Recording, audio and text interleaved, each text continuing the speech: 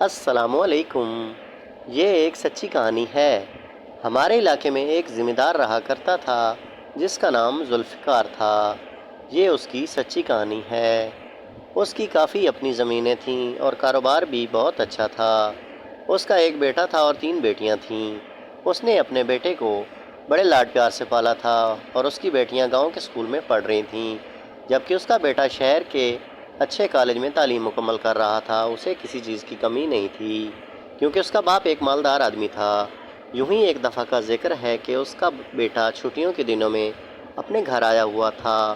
امیر ہونے کی وجہ سے اس کی طبیعت میں تھوڑا سا آکڑ پن اور مغروری تھی، اور وہ کسی کو اپنی خاطر میں نہیں لاتا تھا کیونکہ اس کے باپ نے اسے لاڈ پیار سے پالا تھا اور اسی لاڈ پیار نے اسے مغرور بنا دیا تھا۔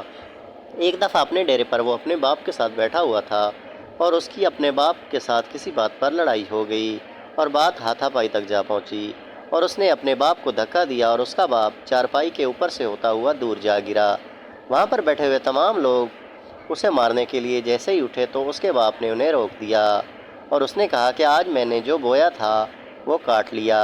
اور اس کے باپ ذوالفقار نے کہا کہ ایک دفعہ اسی طرح میں بھی اپنے باپ کے ساتھ اپنے ڈیرے پر بیٹھا ہوا تھا، اور جیسے ہی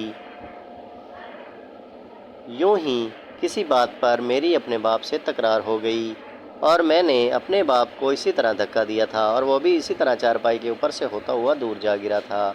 آج میرے بیٹے نے بھی مجھے اسی طرح دھکا دیا ہے اور میں بالکل اپنے باپ کی طرح چارپائی سے ہوتا ہوا دور جا گرا ہوں۔ اب تم لوگ اسے کچھ مت کہو کیونکہ میں نے جو بویا تھا وہ میں نے کاٹ لیا۔ اس لیے ناظرین کہتے ہیں کہ جو بھی شخص اس دنیا میں اچھے یا برے اعمال کرتا ہے اسے مکافات عمل کی صورت میں اس کا حساب دنیا میں ہی دینا